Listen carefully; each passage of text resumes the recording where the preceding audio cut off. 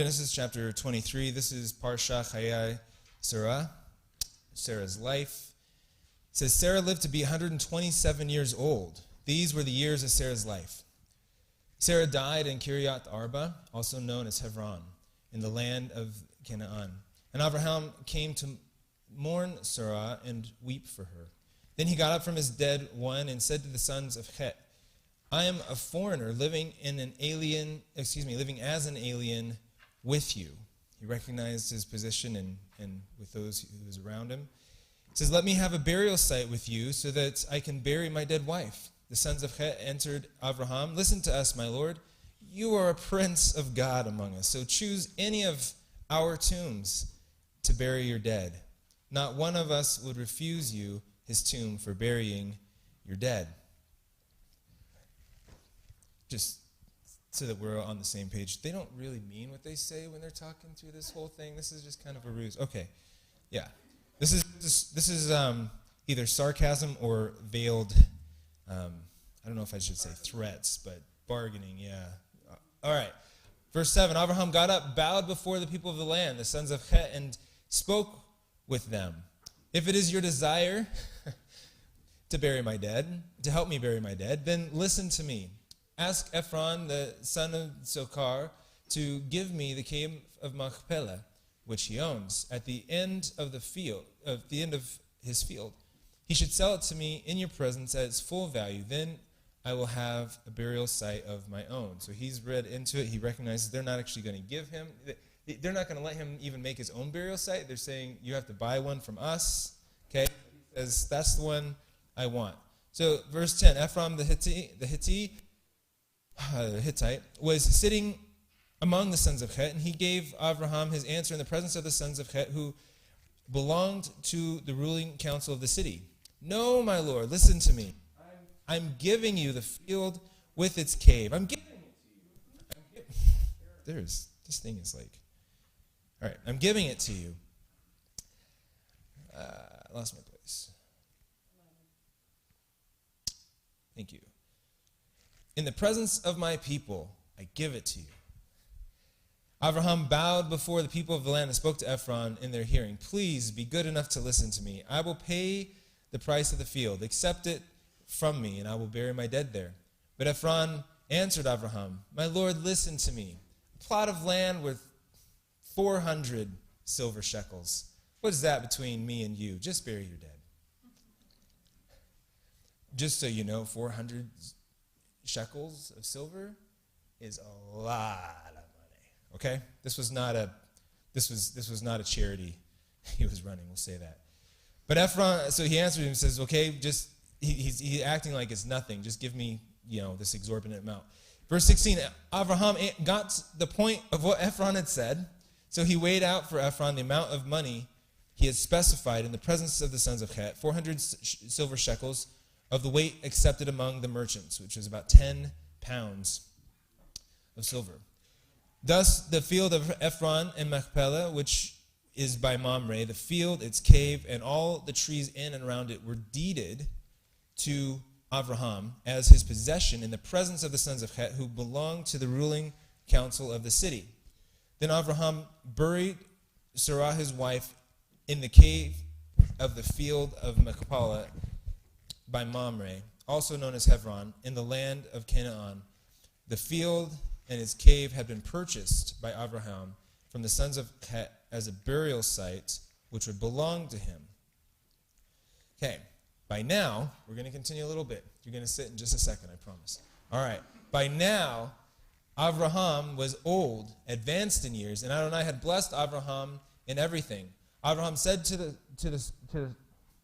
the servant who had served him the longest, who was in charge of all he owned, put your hand under my thigh, because I want you to swear by Adonai, God of heaven and the God of earth, that you will not choose a wife for my son from among the women of the Canaanite among whom I am living, but that you will go to my homeland, to my kinsmen, to choose a wife for my son, Yitzhak. The servant replied, suppose the woman isn't willing to come with me, and do you want me to bring your son? He says, no. And if she's not willing to follow you, then you're released from the obligation. Verse 9, the servant put his hand under the thigh of Abraham, his master, and swore to him concerning this matter. Okay. You can be seated.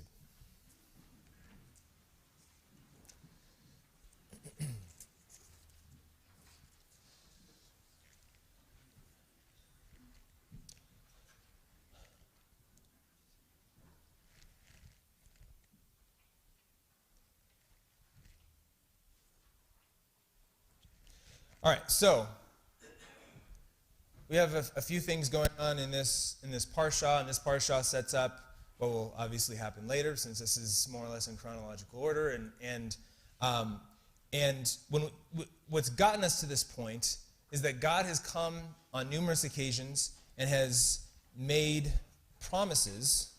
God made promises to Abraham. There were several things that he promised him. Namely, he promised him land, he promised him posterity, and he promised him the Messiah, right? In your seed shall all the nations of the earth be blessed.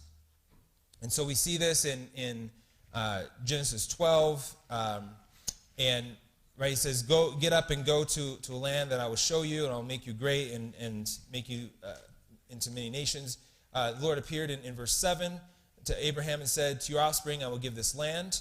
So he built there an altar to the Lord who had appeared to him. In chapter 13, the Lord said to Abram, after Lot had parted from him, lift up your eyes to where you are and look north, south, east, and west. All the land you see, I will give it to you and your offspring forever. Go walk through the land, the breadth of the land, for I am giving it to you. Chapter 15. Then he said to him, I am the Lord who brought you out of Ur of the Chaldees to give you this land to take possession of it. This is also where he makes this covenant. On that day, the Lord made a covenant with Abraham and said to your descendants, I give this land from the river Egypt to the great river Euphrates, the land of the Kenites, the Kenizzites, the Cadmonites, the Hittites, Perizzites, Rephites, Amorites, Canaanites, Girgashites, and Jebusites. I will give you, in chapter 17, I will establish my covenant as an everlasting covenant between me and your descendants after you for the generations to come, to be your God and be the God of your descendants after you. The whole land of Canaan, where you are now an alien, I will give as an everlasting possession to you and to your descendants after you, and I will be their God. Okay? So we see repeatedly this promise. Some of these promises are interwoven, but repeatedly he has the promise of land. There's 5 times he's promised land. He's also promised children 5 times. In chapter 12, I'll make you into a great nation and bless you. I'll make your name great and you will be a blessing. Chapter 13, I will make your offspring like the dust of the earth. In chapter 15, he took him outside. Adonai took Avraham outside and he said, look up at the heavens and count the stars if indeed you can count them. And he said to him, so shall your offspring be. In chapter 17, as for me, this is my covenant with you. You will be the father of many nations. No longer will be called Abram or Avram. Your name will be Avraham, for I have made you a father of many nations. In chapter 22, I will surely bless you and make your descendants as numerous as the stars of the sky and the sand on the seashore. Okay, so this brings us to Parsha Chayai Sarah. Okay, the life of Sarah. And by this point, when Sarah, Abraham's wife, dies, when she passes away, what does Abraham have in way of the promises that God has made him? He has a son. So he has 2 sons technically, but one is the son of promise, right? So we're going to throw out the first son. So he has the son. I know. Okay, that's maybe me. But God came. Abraham said, right? Oh, that Ishmael may live before you, and God says, no, not Ishmael, right? But you have a son through Sarah. So at this point, he has one child who's single, right? Like his son doesn't have a wife. Things are not looking good, right? So by the end of this parsha, he has paid an exorbitant amount of money. It's cost him dearly in every single way for the things that he actually has by the time that he passes away. And those things are basically this one field and the cave to bury himself and his wife, and we'll see other descendants are buried there as well. And he has a wife for his son. right? So this is what has come to pass. There's a perspective, and I think that this is, I don't think it's, how do I say this? I don't think it's inappropriate to say this is a Christian perspective that says that if God promises you something, it's going to happen. You see what I'm saying? Like if God promised me something, yes, I'm just going to have to wait. And God's going to do it. It's going to come to pass. I'm going to see this. It's going to be amazing. Can't wait. And God's standing up there saying, you ready? I'm waiting. Right? Because what happens is that God, when God makes a promise,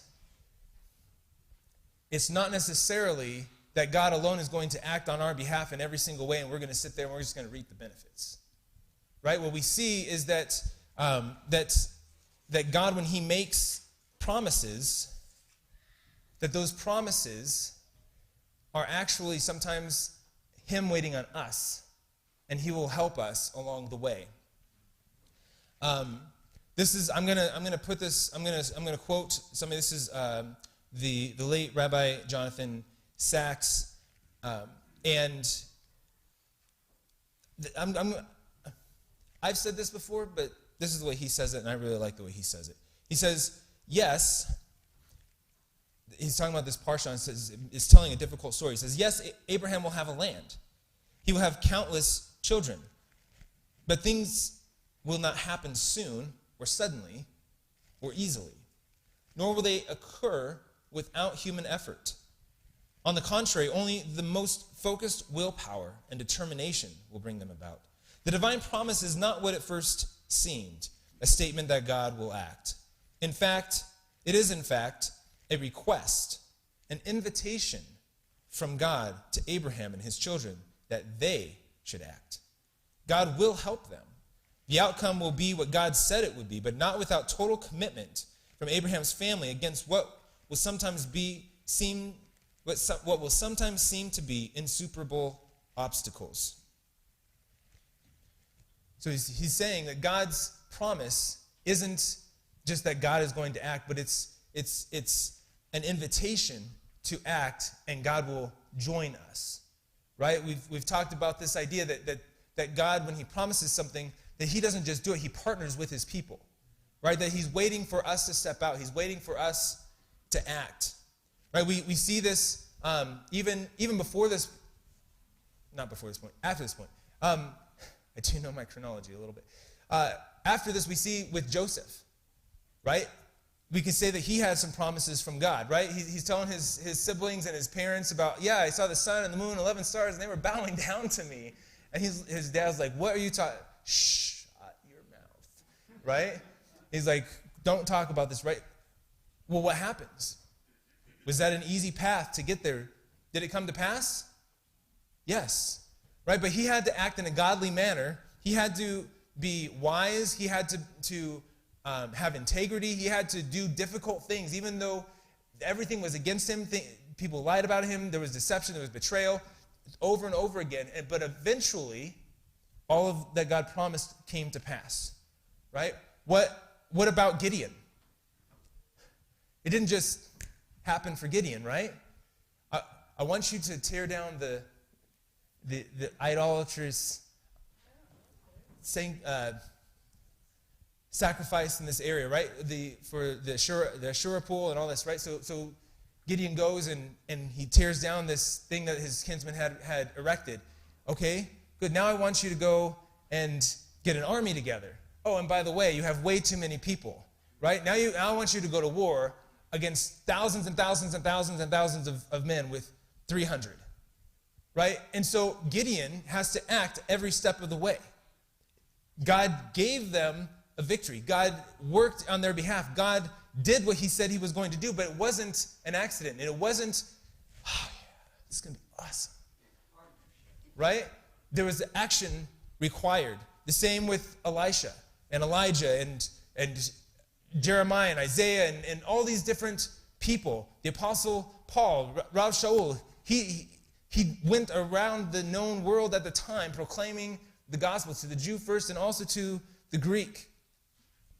And so all these things God promises, and we are to walk out and to partner with him. Back to Rabbi Sachs. He says, now, today, as then, the divine promise does not mean that we can leave the future to God. That idea has no place in the imaginative world of the first book of the Torah. On the contrary, the covenant is God's challenge to us, not ours to God. The meaning of the events of Chayei Sarah is that Abraham realized that God was depending on him. Faith does not mean passivity. It means the courage to act and never to be deterred. The future will happen, but it is we, inspired, empowered, given strength by the promise, who must bring it about. Right? God acts on behalf of those who act on his behalf. And so this is, we've seen at this point, Abraham has not received his promise. Everything that he's had has come at great cost and great expense, but he has done it anyway. He's acted as if God's promise was true and was coming true.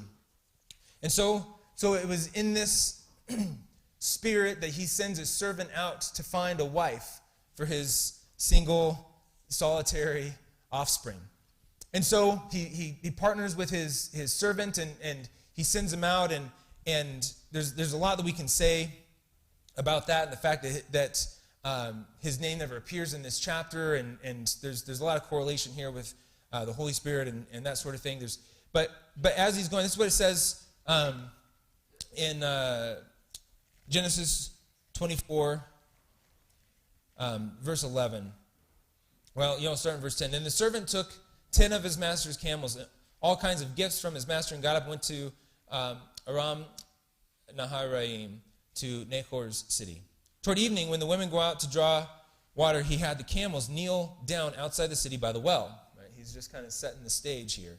He said, Adonai, God of my master Abraham, please let me succeed today and show your grace to my master Abraham.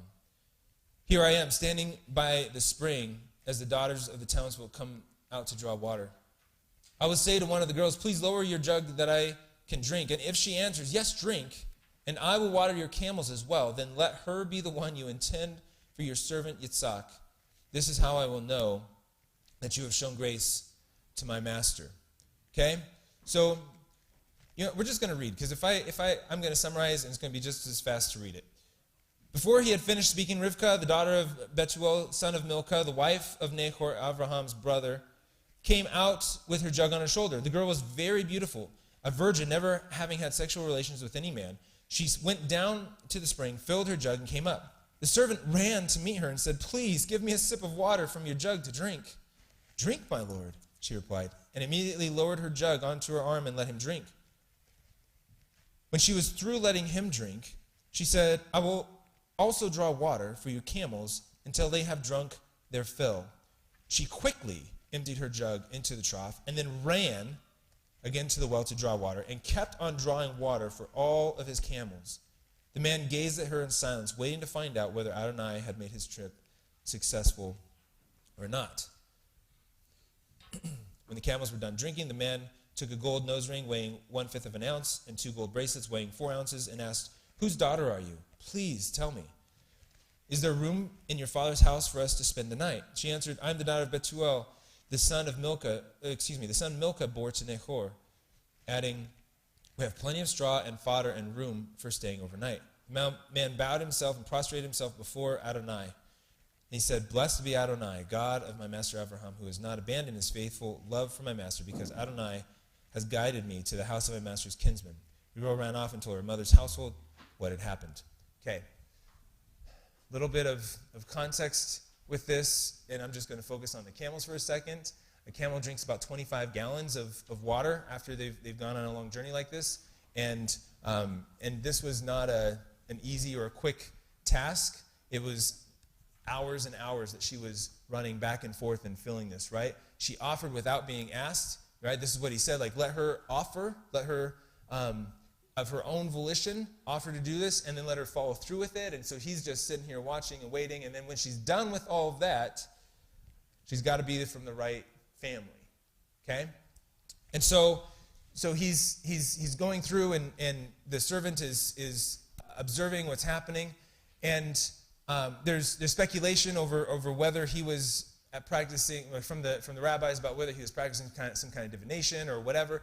And I think that's unlikely. That's my personal opinion. I think that he knew whom he represented. Remember, it said that he had been in Abraham's household the longest. He'd been with him from years and years prior. He was probably there in chapter 18 when the three visitors came after Abram had been circumcised, and his son and everybody in the household, and yet Abraham ran out to meet the three strangers. Remember this? And he said, just come in, we'll give you a little bit of water, a little bit of bread, and then you can go on your way. And so once they come in, he's like, okay, guys, everybody, we're going to make this huge feast. We've got these guests. Let's go, everybody, right? And they make this huge meal. And it's not just a huge meal. It was an honored meal because they killed the fattened calf, right, that they had been waiting. This calf would have been something that they were holding back for a dignitary or a king or somebody of great honor and esteem. And so he gives them this calf. Okay. And so Abraham is very hospitable. He goes out of his way to help people. He's a man of a certain breed. And so the servant knows that if he's going to find somebody who's going to be worthy of coming into this family, she's going to be very similar. And so this is what he finds in Rivkah. And she goes through and waters all of them, and then he recognizes, okay, now she's from the right household, thank God, and then let's continue on, right? So I think one of the reasons, and this, I didn't come up with this idea myself, but is that maybe the servant recognized that she needed to see a need and just be able to step in and fulfill it, right, without him having to ask. And it could be that Isaac was quiet, that he wasn't going. We don't see Isaac mentioning a lot of things or doing Isaac led a very boring life, right? And we can see that he was probably, we're not going to talk a lot about it, but probably that he was maybe a little bit scarred from the episode of the Akedah, of the binding and all of this. And anyway, so the servant knows that he's going to need a certain kind of person to be comforted after his wife or his mother had passed away and would take care of him and all this kind of stuff. Okay, so this is what he finds. This is what the servant finds in Rivkah. I'm bringing this to a point, I promise. Okay, so Rivkah also, her life corresponds with Abraham's life, her experiences.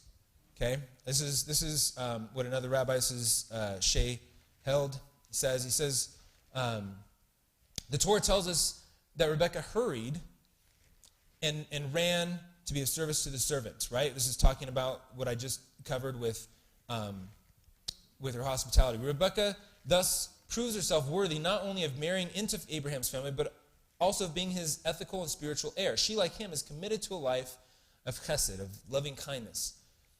Rebekah's mirroring of Abraham runs even deeper. As whether she would delay or go to Canaan with Abraham's servant right away, Rebekah answers simply, I will go. Right? Elek. Her terse response is a clear echo of God's initial call to Abraham. Lech, go. Like Abraham, but unlike Isaac, who stays put in the land, Rebekah embarks on the long journey to the land of promise. Rebekah, rather than Isaac, parallels Abraham. She continues the faithful response of leaving home and family and furthers God's purposes. As she is about to set out for Canaan with Abraham's servant, Rebekah receives a blessing from her family. O sister, may you grow into thousands of myriads, and may your offspring seize the gates of their foes. Genesis 24:60. The blessing given to Rebekah is strikingly reminiscent of the blessings given to Abraham after the Akedah. Quote, I will bestow my blessing upon you and make your descendants as numerous as the stars of heaven and the sands of the seashore, and your descendants shall seize the gates of their foes. Genesis 22:17. Rebekah thus both follows exactly in Abraham's footsteps and receives the same blessing. She is a kind of Abraham figure in her own right.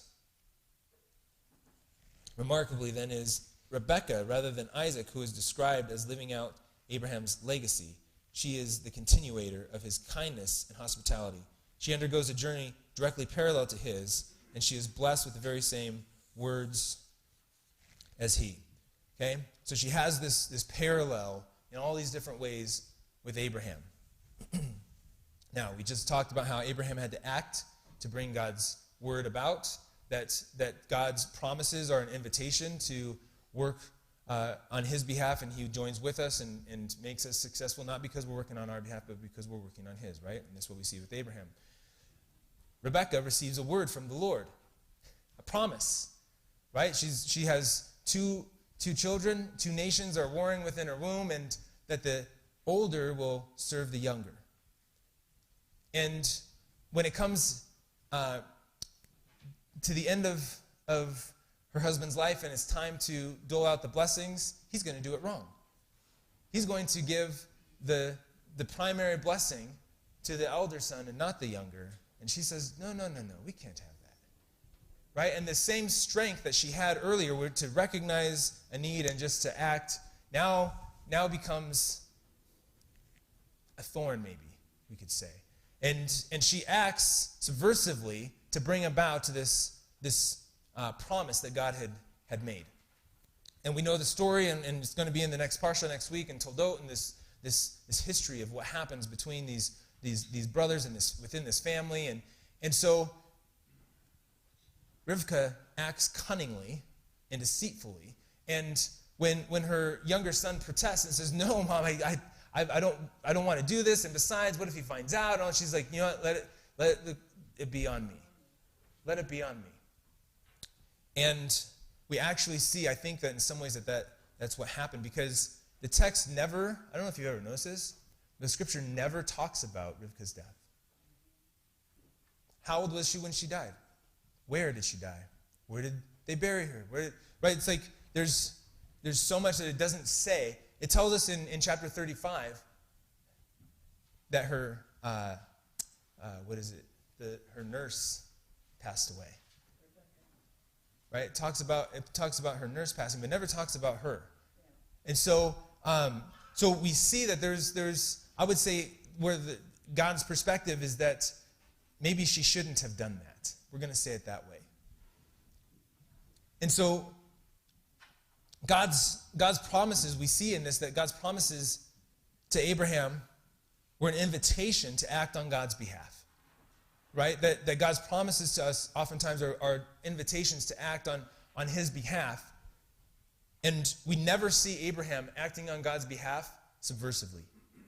We never see Abraham being deceptive when working on God's behalf. We see him with some character flaws. We see him lying to Abimelech and this sort of thing. But this is never in order to push forward God's agenda. We can have a discussion on that if you want.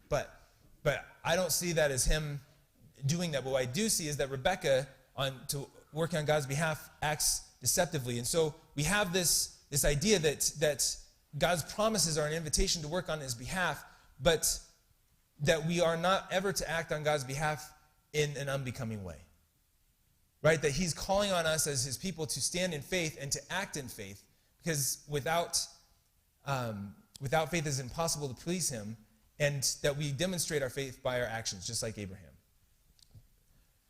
But we're to demonstrate his faithfulness. We're to demonstrate his character as we do it. So if you're tired of waiting for something that God has promised you, if you're tired of seeing, maybe it's not just to you, maybe it's a national blessing or something, and you're saying, when is this going to happen?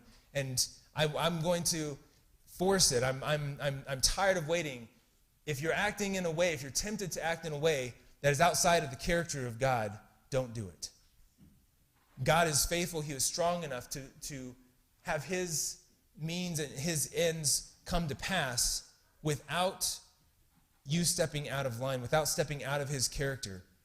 Right? He calls us to be faithful to him and to do what to operate in his character to see his promises come to pass. Okay, that's all for today.